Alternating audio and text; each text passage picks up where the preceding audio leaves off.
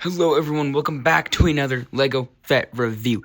Today we are talking about set number 75347, the TIE Bomber.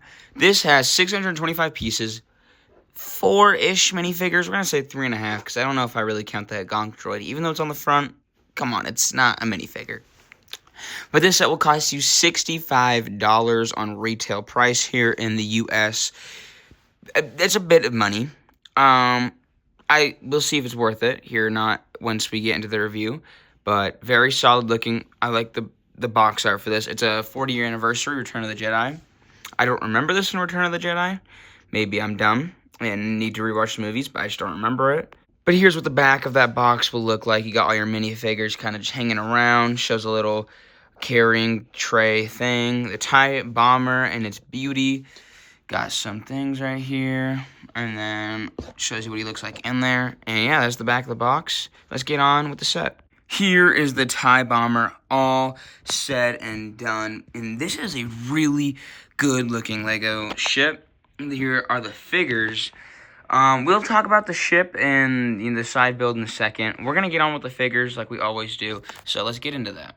Here is your TIE Bomber pilot. And just like every other TIE fighter pilot, TIE Bomber pilot, and like TIE Striker, just like anything else, he is basically the exact same with some very few different things. Here's what that face print looks like underneath. Better than the Angry Clone, I would say. Helmet, really good print. Here's what that looks like. And my camera, I hate the new iPhones. I absolutely hate the 16. It's so blurry when you do up-close shots, but it's a topic for a different story. I think the chest printing looks really good and accurate. Of course, this looks really good. No back face print because you would see it. The back printing looks good, I guess, and then the leg printing is very subtle, but it's there. And he comes with a blaster. So yeah, very solid minifigure. The next minifigure you get in this set is Darth Vader. Really good looking minifigure. I mean, he looks like any other Darth Vader, besides the new arm printing that is seen here, which really looks like good, really needed for this figure. I think that the Lego Darth Vaders are some of the best minifigures. Like, there's just nothing really needed to improve on him. He comes with a lightsaber. Besides, like, toe printing, he's got printing really everywhere else. He's got like connecting all the way down, looks really good on his legs. Torso printing, good as ever. Arm printing on both sides. Helmet looks great. You got the softer cape in this set. If you flip that up, you could see that back printing. Very subtle, but you're not going to see it much. And if you remove his helmet, he comes with a white face. And it's that Anakin Skywalker smolder, I don't know. There's the back of his head looks like.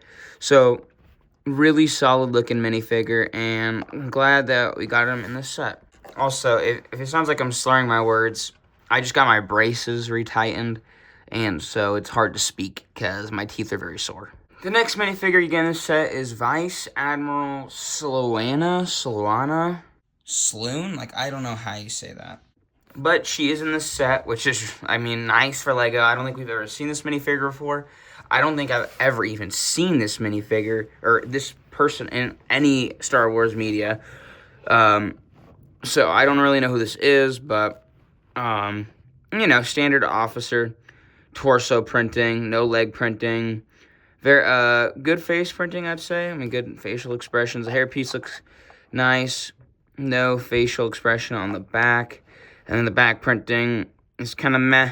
I mean, very boring figure, but that's really what officers wear, so it's accurate. So it gets points for that. And then arguably the reason why you would buy this set is for the Gonk Droid here. The Imperial Gonk Droid. Oh man, my words. My mouth is so sore. I'm sorry, y'all. Oh my god. My mouth is so sore. Okay, hold on. Anyways, back to the Gonk Droid. Looks really good. Nice printed piece right here. That Art Arabesh. It's just the standard Imperial box. Like, you can open this up. I mean, you're not intended to. That's just the piece they used. But the feet, yeah. I mean, it's a Gonk Droid. It's a weird inclusion. I would have rather had another minifigure than a Gonk Droid. Like, I don't know who else would have came in the set. Maybe a Stormtrooper would have been pretty nice, but I don't know. You get the gonk. With the minifigures out of the way, we now get to talk about the TIE Bomber. And first, let's get on with this little cart here. So here is our little cart. I mean, it's, you know, every type of more expensive flying vehicle always comes with a little cart, a maintenance cart. But it's here. Not really any maintenance crew to go with this cart. Like, you don't get any one-off figure to go with it. So I'm just going to take my pilot as example. What you do is you just stand him right here. I don't think he doesn't sit, because if he sits, he wouldn't reach it. So you just stand him, put them there. Carries 2 extra bombs for your TIE Bomber, which is really nice in case you lose one. But, I mean, you look at the bottom. It's got 4 studs. It's got some headlights, but, I mean, it's here. It's included to get as much money as LEGO can from you. But, yep, there's your little cart. Okay, now for the main reason why we are talking about this is the TIE Bomber. Really solid looking set. I think it looks really good. I think the angles of the wings are just perfect. LEGO got them down perfectly.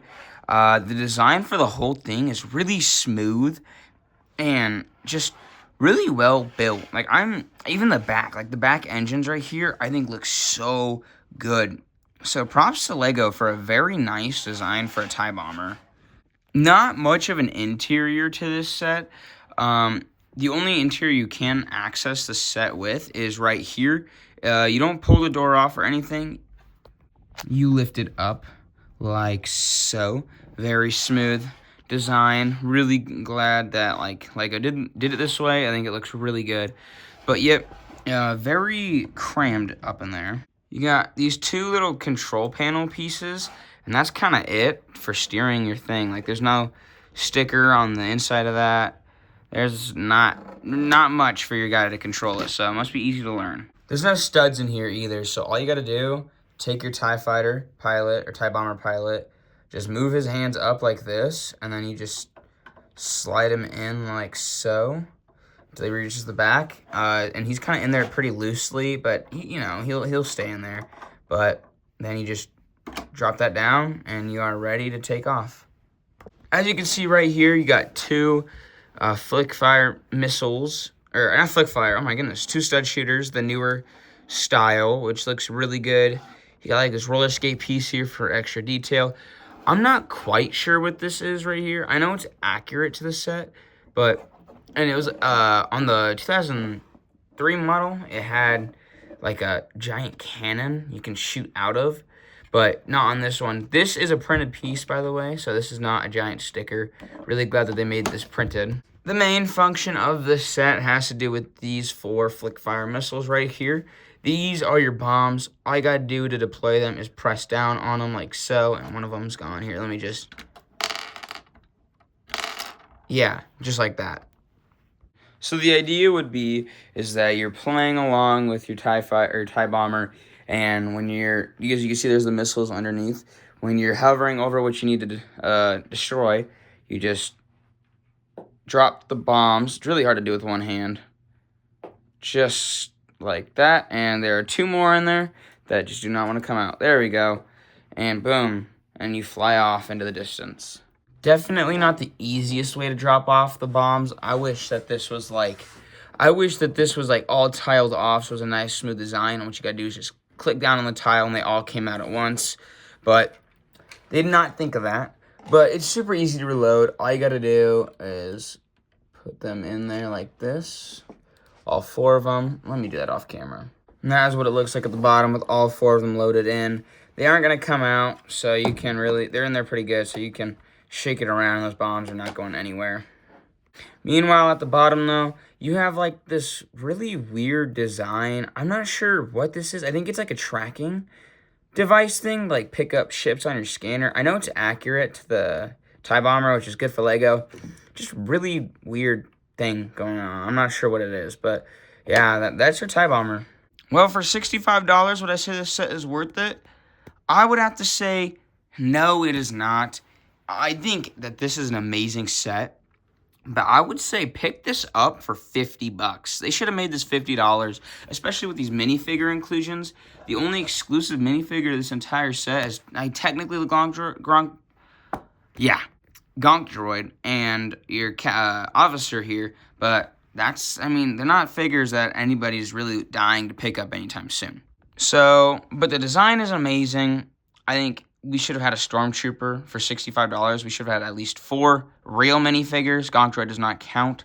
But yeah, for $65, 3 minifigures that are very subpar.